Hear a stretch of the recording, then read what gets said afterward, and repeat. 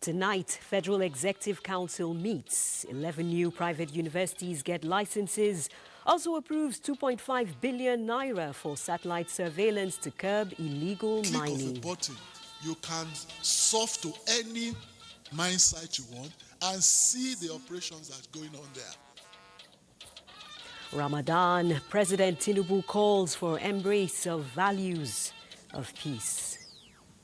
Our nation stands at a defining moment, and the responsibility of nation building lies in our collective hands.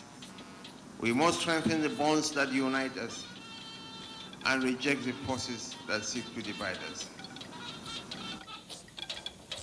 Wanted drug baron arrested after 17 years on the run. I'm therefore pleased to announce this significant breakthrough in our efforts to dismantle drug trafficking syndicates. You're watching the network news on NTA. I'm Naja Atutejani. In our Abuja studios, Musa Abubakar has business highlights. Musa. Equities market begin the week in negative territory. Also in his sporting corner, Badi Adele has highlights from the sporting world. Well, 5 Nigerian para-badminton players are set for 2 major international tournaments as former FIFA president returns to court for corruption charges. Well, stay tuned for the details. Remember that this broadcast is being streamed live on our website, nta.ng/live, and you can always watch the replay on our YouTube channel. And do follow us across social media for the latest updates. And now the news in detail. The Federal Executive Council has approved a award of contract for deployment of satellite services to ensure proper management and remittances of revenue from mining sites across the country. The Minister of Solid Minerals Development, Dele Alake, mentioned this as one of the outcomes of the Council's meeting this Monday. State House correspondent Musbau Danwahab reports. First meeting of a council in the month and third in the year. The recent vote of confidence passed in President Bola Tinubu by the National Caucus and the Executive Committee of his party won the admiration of cabinet members as they equally commended their principal for his purposeful leadership. Welcome you once again to at the briefing led by the Information and National Orientation Minister afterwards were the outcomes.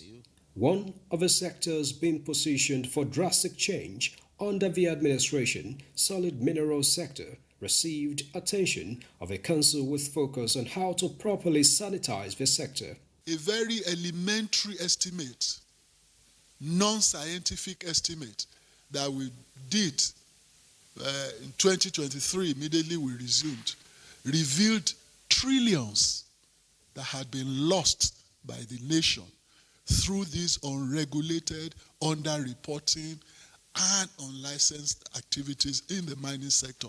Now, the government is set to address this with approval for the procurement of an integrated framework to combat sharp practices in the sector. So at a glance and the click of a button, you can surf to any mine site you want and see the operations that's going on there and see the volume of even the mineral that is extracted, the number of trucks that are going out, and of course the security situation of the environment. Ministry of Works got Council's approval for 4 memos. Awards of contract for the dualization of Odukwane Ikote-Ekwene, dualization of Ibadan-Ilorin Section 2 at Oyo Ogbomoso, completion of the outstanding 164-kilometer Section 2 on Abuja, Kaduna, Zaria, Kano Road, and construction of a flyover at Abakpa, bordering 82 Division in Enugu State. However, the minister corrects the impression in some quarters that more roads contracts have been awarded in the southern part of the country than in the north. The fact remains that it is the memo that comes to effect that is approved. Sometimes, the memo can be in favor of a particular region or a particular zone or so on and so forth. So our briefing here should not be taken for as if we are bringing projects in an equitably form. So the president is committed to completing all the inherited projects. And in any case, most of the projects we come here to announce, are inherited projects and that the president is continuing. Education Minister Maruf Tunji Alausa announced Council's approval for 11 new private universities in the country. The 11 universities have fulfilled the rigorous requirement, a 13-step National University Commission 13-step process to be awarded the provisional licenses. Women in the country are also to benefit from a memo approved for the Ministry of Innovation, Science and Technology for the supply of startup packs for manufacturing of leather goods and footwears. Women are key players in that sector, so it's exciting for us. It means that we're encouraging their participation, and that is one of our asks, for a portion of that particular intervention to go to women, so that it can encourage them to be able to, produce more. We're encouraging for us to produce what we wear, what we use. Critical assets of government. Ministry of Aviation also secured approval for the insurance of critical assets and personnel in all federal airports across the country. Apparently, there are some unfinished businesses on the ground, and so another meeting of the council has been scheduled for Wednesday this week. From the State House, Musbah Wahab, NC News.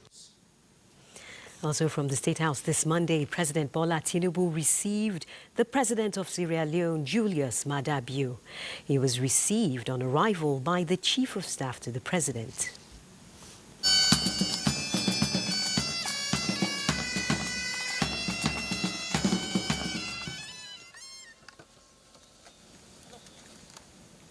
He was received on arrival by the Chief of Staff to the President, Femi Gbajabiamila. The Sierra Leonean president, who is in the country for a private engagement, arrived the State House at about noon for a courtesy visit on the ECOWAS chairman. State House correspondent Musbah Wahab reports that the two leaders had a one-on-one discussion, details which have not been made known. This is the first time the Sierra Leonean president would be on such a visit to President Tinubu. However, he is a regular at ECOWAS summits held in Abuja, so far under the leadership of the Nigerian leader. The President of the Senate, Godswill Akpabio, says the 10th Senate acknowledges and embraces Nigeria's diversity towards the attainment of shared prosperity for all citizens across the country. Addressing the United Kingdom branch of the Commonwealth Parliament Association in Abuja, Akpabio noted that the policies of government are reflective of the dreams and aspirations of all Nigerians, which is why the National Assembly works tirelessly to ensure that the nation's democracy is a force which transforms lives and is responsive to the needs of the citizens. He emphasized the willingness of the legislature to collaborate and deepen engagement with other parliaments to enrich practices. The Commonwealth Parliamentary Association has, for over a century now, stood as a steadfast sentinel of democracy, holding high the torch of good governance, legislative excellence, and the unshakable belief that the nation's strength lies not in its wealth nor its armies, but in the integrity of its institutions and the freedom of its people. Leading the Commonwealth delegation, Kate Osamo drew attention to better inclusiveness for women in governance and called for the passage of the bills which seek special seats for women in Parliament. We really want to learn from you and exchange ideas and start a very broader conversation, because if this bill is able to get over the line, we can start looking at other things of how we can work together. Still talking bills, youth groups in the country have thrown their weight behind the tax reform bills currently being considered by the National Assembly. The groups made their stance known at the House of Representatives during a national youth dialogue on the bills. National Assembly correspondent Mitaire Ikpen reports. The youth dialogue on the tax reform bills was put together by the House of Representatives Committee on Youth in Parliament as part of efforts to expand inputs in the consideration of the bills. Representatives of various youth groups applauded key components of the bills as they concern the youth, such as tax exemptions for businesses earning below 50 million naira and tax reliefs for low-income earners. VAT exemptions on essential goods and services and support for small enterprises demonstrate a commitment to foster growth and alleviating poverty. We should also use this opportunity to increase investments towards youth-oriented issues, such as research and development. If you look at low-income earners especially will be from the age of 35 downwards. Who are these? I don't know youths. To me, I believe if we get it right with the youths, then we have gotten it right with the country. Already, the House of Representatives Committee on Finance has hit the ground running, engaging in clause-by-clause consideration of the 4 tax reform bills with a view to aggregating and harmonizing the inputs of Nigerians at the recently concluded public hearings. The work of the committee is crucial towards a final report that will be presented at plenary. Meanwhile, the House Committee on Southeast Development Commission has approved the 2025 budget proposal of 250 billion naira presented by the management of the commission at a budget defense session. Even those boys, those people who are creating problems, once they see that Southeast is now being taken care of, you don't see them doing what they're doing. That will not continue, definitely. Because for us to develop the Southeast, there has to be peace. Lawmakers are optimistic that the proposed budget will fast-track massive infrastructural development in the Southeast geopolitical zone. From the National Assembly, Mitaire Ikpen, NTA News. Still related to youth matters, the Nigerian Education Loan Fund, NEL Fund, has begun registration for the second batch of student loans for 2024-2025. And Olainka Ojo will give us the facts and figures on this. Olainka. Thank you, Najatu. The present administration, in its resolve to ensure every Nigerian youth, irrespective of class, tribe, gender or race, acquire quality tertiary education, last year, the federal government introduced the Nigerian Education Loan Fund, NEL Fund. During the 2023-2024 academic session, it disbursed more than 22 billion naira in student loans to more than 200,000 applicants from 240 institutions across the country. The fund also disbursed 12.818 billion naira in upkeep support to 160,114 students. All of this happened within the space of 220 days. During the application process, the fund received 364,042 applications with an average of 1,000 applications per day. Even though it closed application for the 2023-2024 session, government's commitment to efficiency, transparency, and continuous improvement opened application for the 2024-2025 session on the 22nd of February 2025. This is because of its benefits at ensuring every Nigerian youth attain their educational pursuits. The 2024-2025 academic session has seen the registration of more than 500,000 students, with 402,331 students already applied for the loan. That does it from here. It's back to you, Naja. Thank you, Olainka. And now to Ramadan matters. President Bola Tinubu is urging Muslims to pray for leaders at various levels during Ramadan and beyond.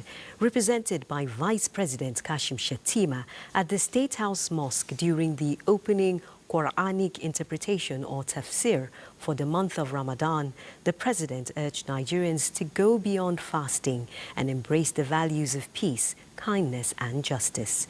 State House correspondent Abdurrahman Jibrila reports. wani mutumin da ke da ƙarfin da Allah ya baka ya ba jami'an. Ramadan, the 9th month of Islamic calendar, is not merely a ritual of abstaining from food and drink. It is a journey of the soul, a time for reflection, self-purification, and embracing the true essence of Islam. President Bola Tinubu, represented by Vice President Kashim Shettima, takes this moment to appreciate religious leaders who stand as the moral and spiritual compass of the nation, appreciating their role in shaping the ethical foundation of the nation. Our nation stands at a defining moment, and the responsibility of nation building lies in our collective hands. We must strengthen the bonds that unite us and reject the forces that seek to divide us. Above all, let us lift our voices in prayer for our leader, President Bola Ahmed Tinubu.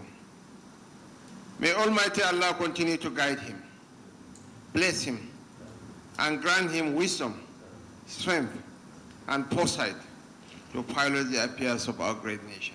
العالمين إنك حميد مجيد سبحان ربك رب العزة أما يصفون وسلام على المرسلين والحمد لله رب العالمين. The President calls on Muslims to embark on these days of fasting and sacrifice with a heart full of goodwill and brotherhood, which is the true essence of the spiritual journey in the month of Ramadan. From the State House, Abraham Jibrila, NTA. A heart full of goodwill. Meanwhile, the Katsina State Climate Action and Green Investment Summit, earlier scheduled to hold on the 4th of March 2025, has been postponed to 23rd April 2025. A statement by the Chief Press Secretary to the Katsina State Governor says this is to allow for the participation of foreign invited guests. The statement regrets all inconveniences the postponement might cause. You are watching the network news on NTA. Do stay tuned for more reports after this break. Well, March is Women's Month, and the Federal Ministry of Agriculture and Food Security, in collaboration with the Renewed Hope Initiative of First Lady Senator Oluremi Tinubu, has empowered women farmers in Kebbi State through the Women's Agricultural Support Program. Hassana Abubakar Koko reports that the program cuts across the 4 emirates of the state. Beneficiaries of the initiative were drawn from Gwandu, Yauri, Argungu and Zuri Emirates, who received the Renewed Hope Initiative support in conjunction with the Office of the Wife of the Governor, Hajja Zainab Nasir Idris, as the Renewed Hope Coordinator, Kebbi State. The initiative was divided into 4 key areas: Women Agricultural Support Program, Youth Agricultural Support Program, Every Home a Garden and Young Farmers Club. Representing the First Lady, the wife of the governor, attributes the program as a demonstration of the First Lady's commitment to supporting women in agriculture and strengthening national food security. She was quick to point out that the initiative aligns with the state government's goals for agricultural development and economic diversification. Every woman beneficiary of this program should not cook the rice as food. The rice is not meant for eating. It is a seedlings given to you. Beneficiaries received the sum of 100,000 naira each, as well as essential agricultural materials like sprayers, fertilizers, rice seedlings, and pesticides. May God bless this government, and may the empowerment be a blessing to us. We have received 100,000 naira, fertilizer, and other farming inputs. We are grateful. These resources are expected to enhance their productivity and improve their farming practices. From Birnin Kebbi, Hassana Abubakar Koko, NT. The Ministry of Women Affairs is also collaborating with an international agency to empower more than 1,000 women in different skills. The Minister of Women Affairs, Iman Suleiman Ibrahim, says this is in line with the Women Inclusion Project of the President in growing the economy. Ngozi Teknikyo reports. Building the capacity of women in the formal and informal sectors are inevitable in building a vibrant economy. Recognizing the immense contributions of women who dominate the informal sector prompted this partnership, where more than 1,000 women we are trained in skills such as tailoring, pastry, among others. We are empowered to traverse the business world to impact on their families and the nation. The Minister of Women Affairs, Iman Suleiman Ibrahim, was represented by her special assistant on financial inclusion. When women are allowed to explore their potentials to the maximum, it automatically translates to increase in GDP. As far as the president is concerned, we are going to support him to make sure women become great in this country. I feel that there is hope for this country. I call on other Nigerians that have opportunities to do this. After getting empowered, there are teams that will be checking after them to see how they go about their business on a daily basis. I learned how to sew clothes. I have the passion for it. When I have the opportunity, I now grab it. I came here and I witnessed everything. It was perfect. In the same vein, Fortune smiled on a patriotic JSS1 student who led the audience in the new national anthem as the CEO of the NGO offered him immediate scholarship through his secondary school education. Ngozi Technical, NTA News. Similarly, Jigawa State is taking a bold step towards agricultural transformation with the launch of a borehole-based upland irrigation scheme. The initiative is set to enhance farming practices, turning previously arid land into fertile ground for year-round cultivation. Muhammad Musa Askira reports on how this initiative is reshaping lives, strengthening food security, and driving economic growth across the state. Governor Umar Namadi has launched a groundbreaking upland irrigation farming scheme in Jigawa State, showcasing agricultural technology at its finest. This innovative approach, implemented by the Jigawa Agricultural and Rural Development Agency, JADA, aims to revolutionize the agricultural sector in the state.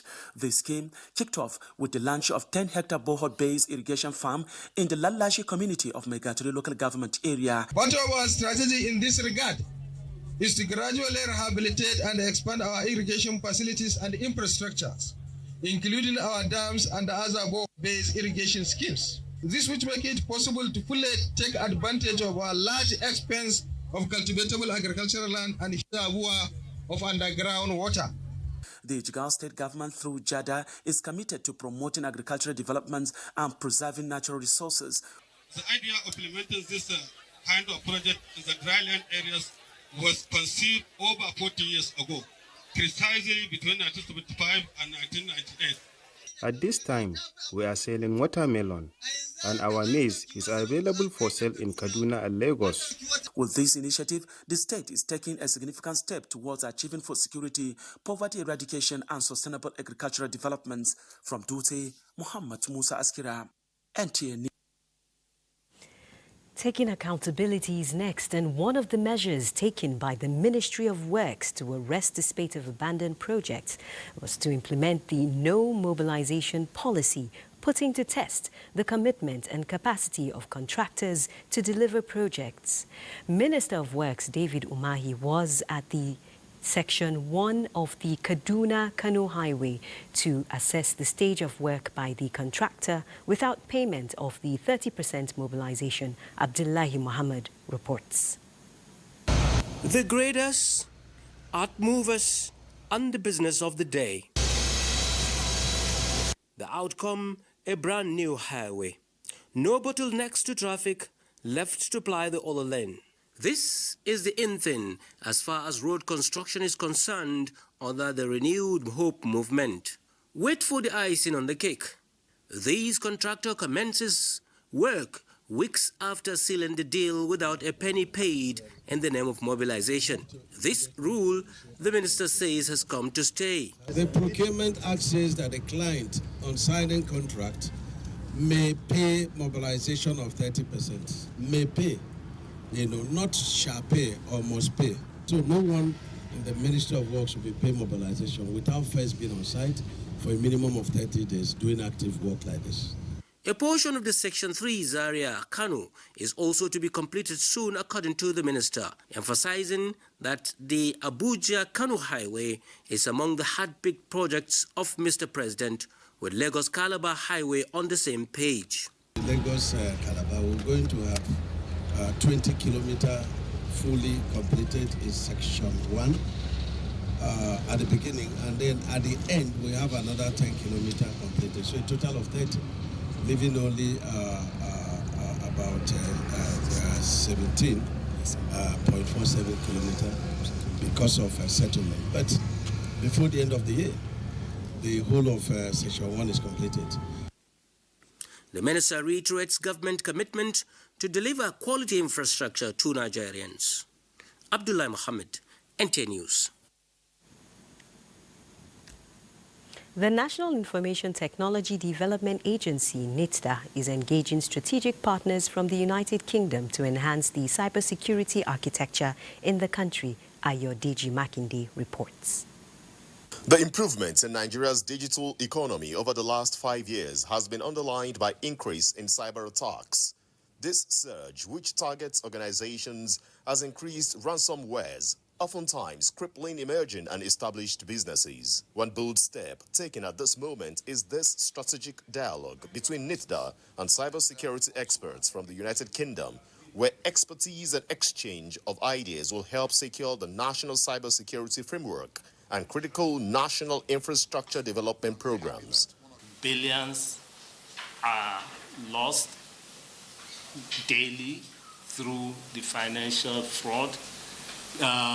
Banks or organizations don't want disclosed because of reputational damage.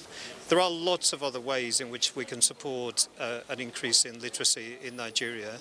I mean, I would probably refer to some of the activities that we undertake, not necessarily linked to cybersecurity, but maybe looking more broadly at education and looking at what we're doing with transnational education in particular. With more than 90% of cyber attacks linked to human errors, the need for capacity building of existing experts and advanced digital literacy was emphasized.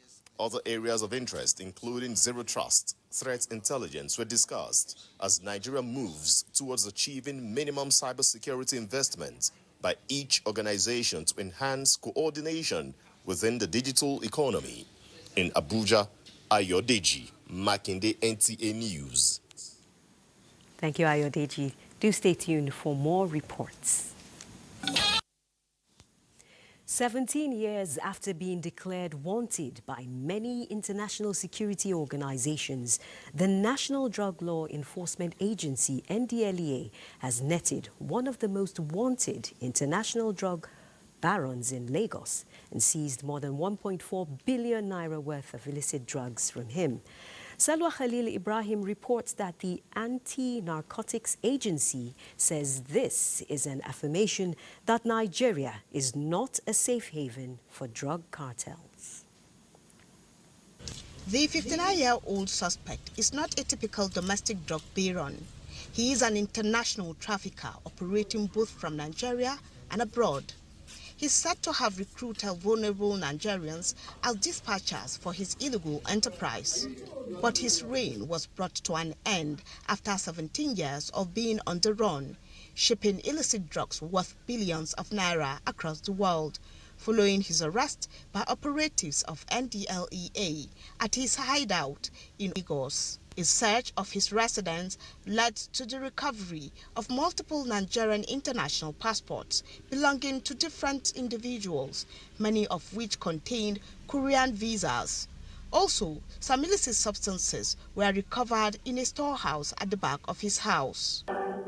Chairman of NDLEA, Brigadier General Buba Marwa, who disclosed this at a press briefing in Abuja, said this is a big catch in the fight against illicit substance. We have established that he laundered the proceeds through the importation of electronics and other goods. I am therefore pleased to announce this significant breakthrough in our efforts to dismantle drug trafficking syndicates operating within the country. Marwa assured of NDLEA's commitment to ensuring that Nigeria does not serve as a destination for international drug peddling. In Abuja, Salwa Khalil Ibrahim, NTA News.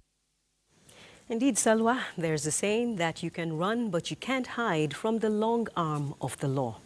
But let's run along and join Musa Abubakar on our business desk for more. Musa?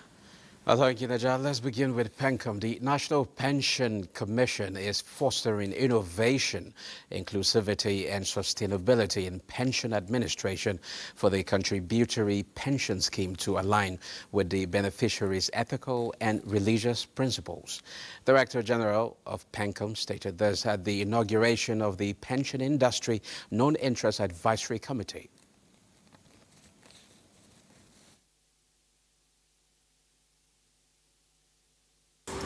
My call to action to the esteemed designated members of this advisory committee is to approach this task with dedication, foresight, and an unwavering commitment to excellence.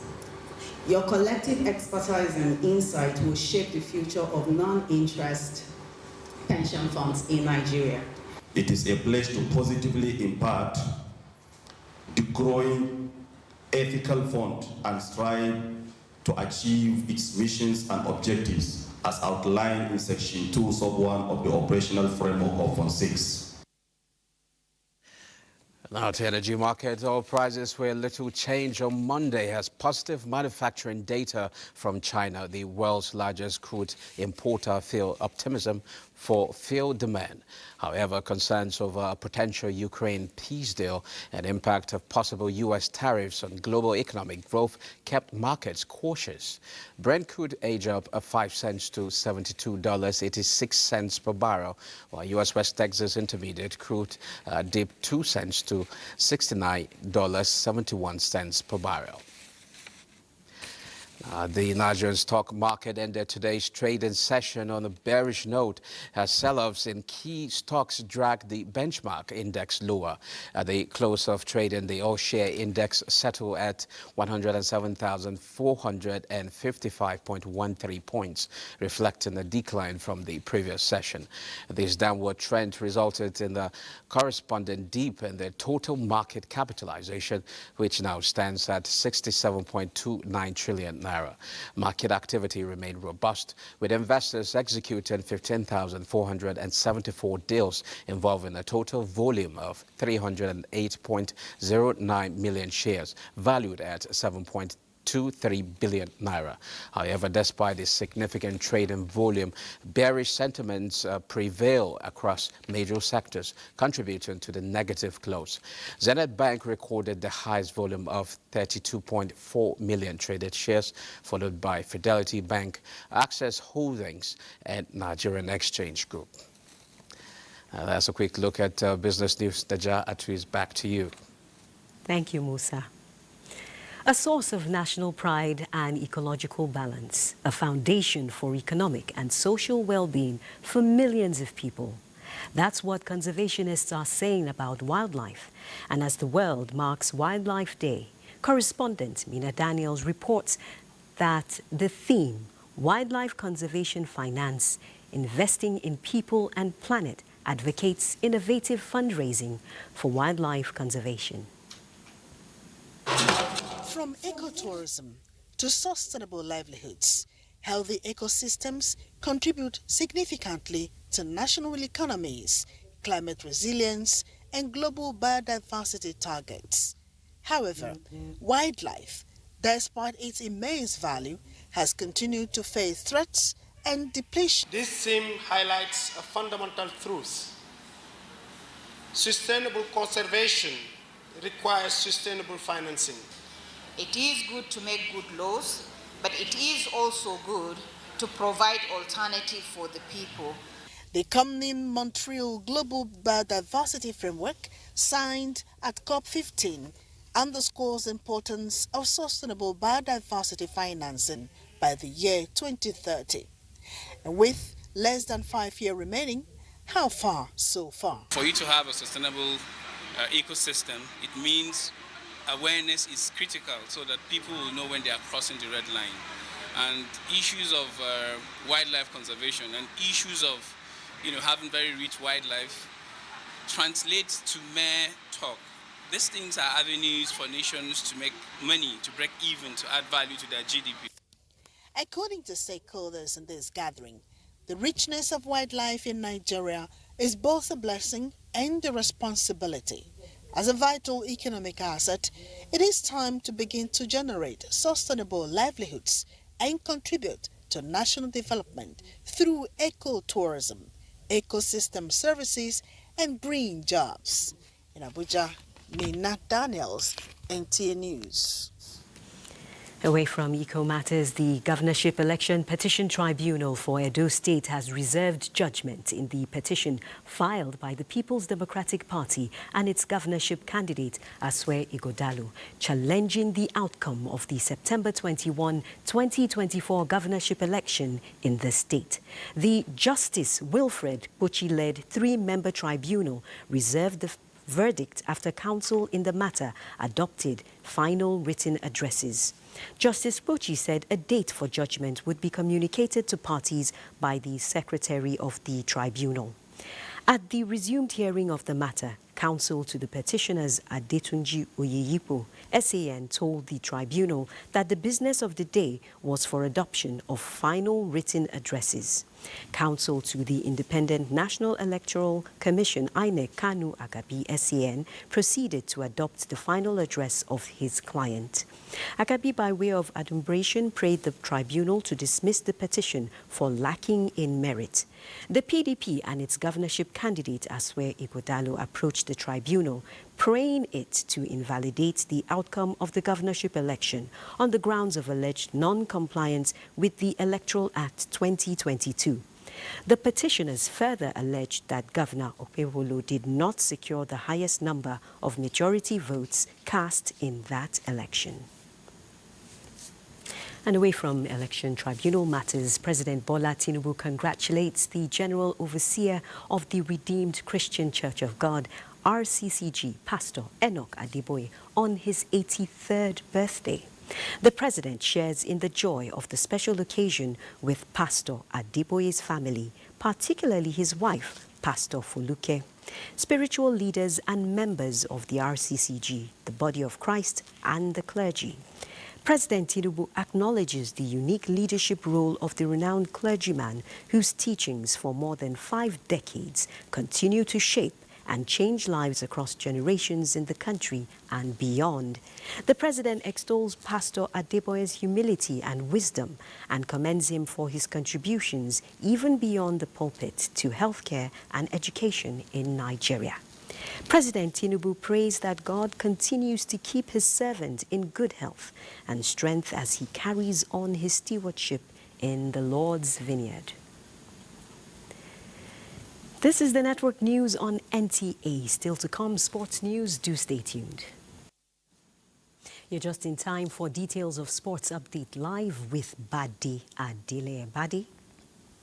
Many thanks, Najato. Let's begin with badminton, as some players led by Paralympics bronze medalist Enola Bolaji are gearing up to compete in 2 major international tournaments in Spain as they strive for more global recognition. The first competition, the 2025 Spanish Level 2 International Para-Badminton Championships in Victoria, will feature 5 Nigerian players in the singles category. Subsequently, 3 players will represent Nigeria in the Spanish International Level 1 Para-Badminton Championship in Toledo.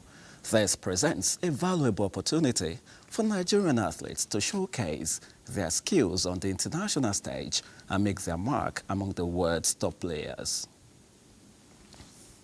To football, Shooting Stars and Rivers United settled for a goalless stalemate during the Nigeria Premier Football League Match Day 27 encounter at the Lekon Salami Stadium in Ibadan on Monday. Both teams struggled to capitalize on their opportunities in a closely contested match. As a result of the draw, Rivers United hold on to their second spot in the standings, while Shooting Stars remain in 3rd place. In other matches, former champions Akwa United secured a 1-0 victory over Katsina United at the Gospel Akpabio International Stadium in Oyo, marking their second win in 2025. In Maiduguri, El Kanemi Warriors also triumphed with a 1-0 victory against Lobe Stars. That does it on sports, but let's let you know that Blatter and Platini were back in court earlier today. Then, Badi, thank you for those details. President Bola Tinubu mourns the passing of Sarkin Sasa Alhaji Haruna Mai Yasin Katsina.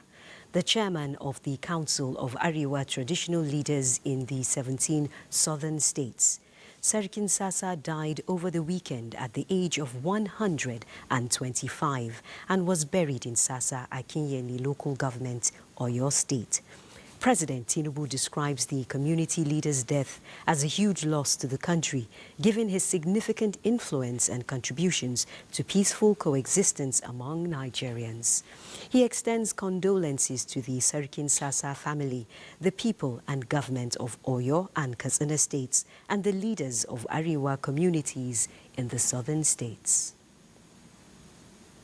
And on that note, we conclude the network news on the Nigerian Television Authority. Thanks for being a part of the bulletin. I'm Naja'atu Tijani.